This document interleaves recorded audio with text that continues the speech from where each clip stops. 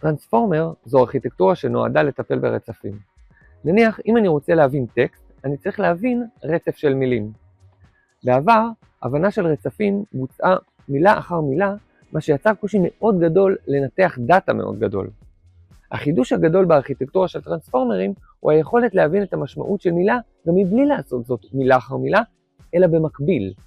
טרנספורמרים, כמו שהוצגו במאמר של גוגל Attention is all you need, מחולקים לשני חלקים עיקריים, האנקודר והדיקודר. האנקודר תפקידו להבין את הטקסט, ליצור וקטור שמייצר את המילה בהקשר המתאים שלה. התפקיד של הדיקודר הוא לייצר את התשובה. הדוגמה הקלאסית שעליה גם נכתב המאמר של גוגל הוא תרגום.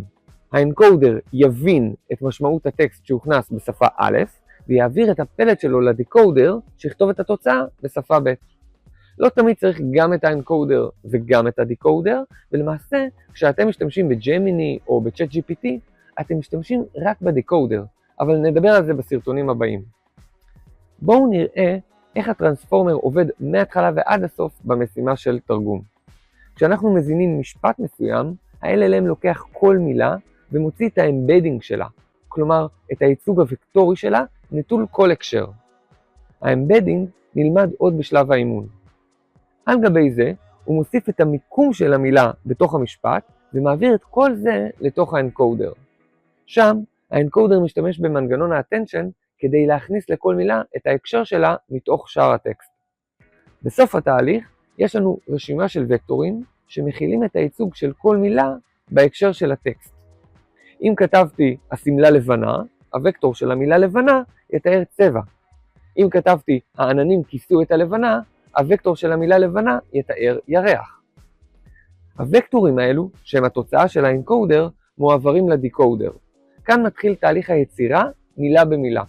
הדיקודר שואל את עצמו, בהינתן ההקשר שקיבלתי מהאנקודר, ובהינתן המילים שכבר התחלתי לכתוב, מה המילה הבאה הכי הגיונית? כלומר, הוא מבצע שני סוגי attention במקביל. הוא גם מסתכל על משפט המקור כדי להבין את המשמעות, וגם מסתכל על תחילת המשפט שהוא עצמו כותב כדי לשמור על היגיון ורצף. אם אנחנו מתרגמים מעברית לאנגלית, עבור הסמלה לבנה, המילה הראשונה תהיה כנראה זה, ואז התהליך חוזר על עצמו. בהינתן ההקשר מהאנקודר ושהמילה הראשונה היא זה, המילה הבאה תהיה ככל הנראה dress, וכך הלאה. אחרי the dress תבוא is, ולבסוף white, the dress is white.